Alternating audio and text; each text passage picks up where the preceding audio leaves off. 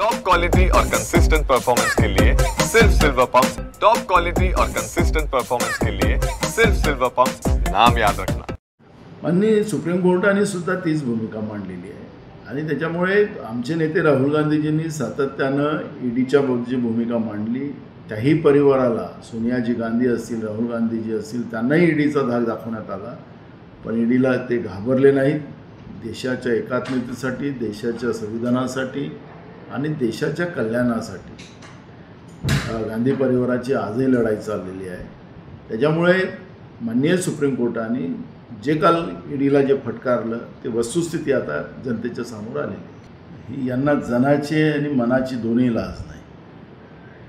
मंत्र्यांनी मान्य केलं पाहिजे, तो व्हिडिओ व्हायरल झालेला आहे। विधान परिषदेमध्ये रमी गेम ते खेळताना दिसते आहे सगळ्यांना।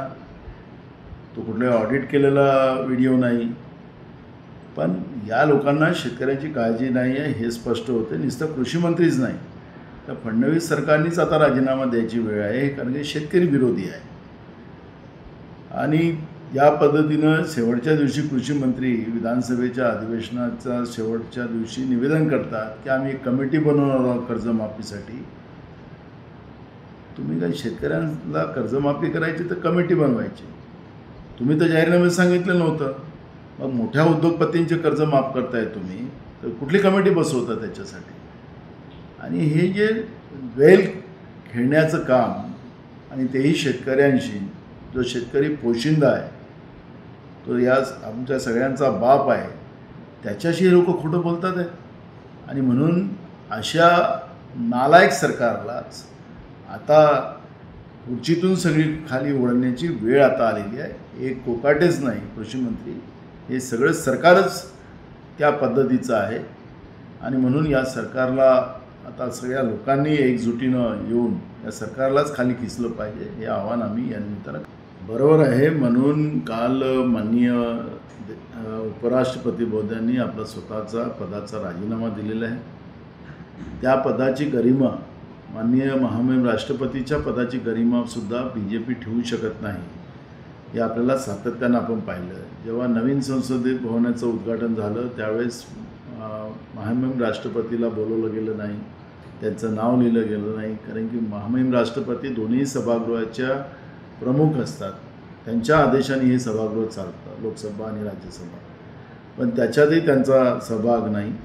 आणि काल जे JP नड्डा भाजपचे अध्यक्ष राष्ट्रीय जे मंत्री आहेत केंद्रामध्ये, त्यांनी ज्या पद्धतीनं माननीय महामहिम उपराष्ट्रपती यांचा अपमान केला आणि त्याच्यामुळे दुःखी आणि कष्टी मनाने काल त्यांनी आपल्या पदाचा, उपराष्ट्रपतीपदाचा राजीनामा दिलेला आहे।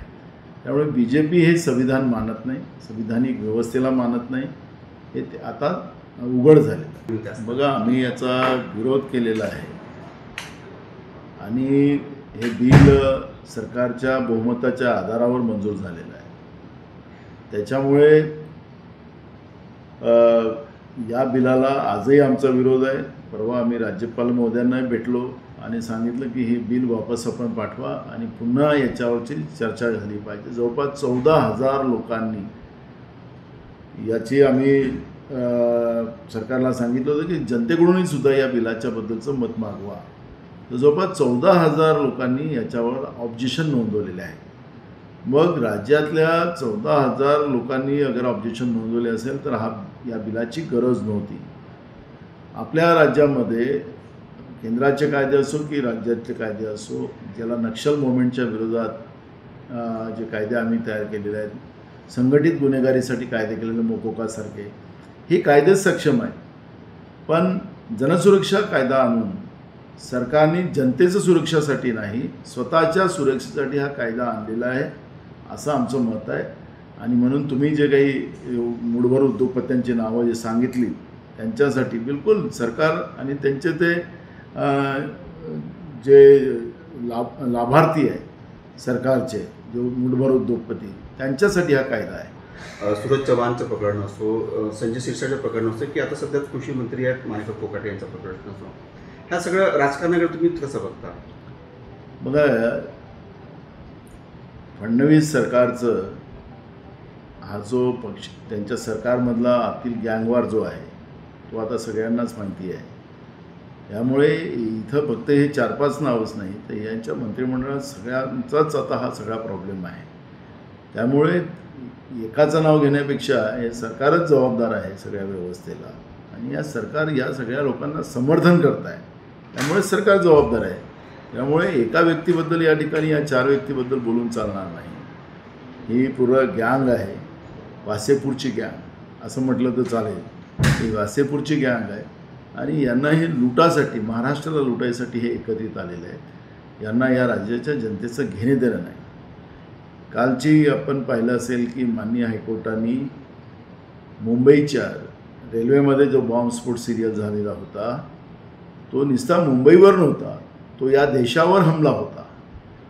आता या देशावर हमला झालेला असताना सुद्धा गेले 19 वर्ष त्यांना ते जेलमध्ये होते.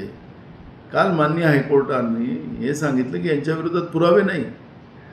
मग सरकार आता यांची आहे. हेच लोक राजकारण करत होते त्या दिवशी ज्या दिवशी घटना झाली. मग तुमचं सरकार डबल इंजिनचं सरकार केंद्रात आणि राज्यात तुमचं सरकार आहे. मग अशा या आतंकवाद्यांना ज्याने या देशावर म्हणजे मुंबईवर म्हणजेच देशावर हमला केला, अनेक निरपराध लोकांचा जीव घेतला, त्या लोकांना निर्दोष सोडण्याची व्यवस्था माननीय हायकोर्टाकडून झाली. म्हणजेच याचा अर्थच हायकोर्टाने जे काही मी त्यांचा आदेश वाचत होतो त्याच्यात त्यांनी बाजूच मांडली गेली नाही सरकारकडून. अशा पद्धतीची भूमिका माननीय हायकोर्टाने मांडलेली आहे. त्यामुळे या सगळ्या मुंबईच्या रेल्वेच्या मध्ये झालेला स्फोट 19 वर्षाच्या पहिलेचे आणि त्या स्फोटाचे सगळे आरोपी निर्दोष सुटावे ही गंभीर बाब आहे. या सरकारचं म्हणजे अशा आतंकवाद्यांना हे लोक समर्थन करतात आहे का, ही भावना आता जनतेच्या मनात निर्माण झालेली आहे.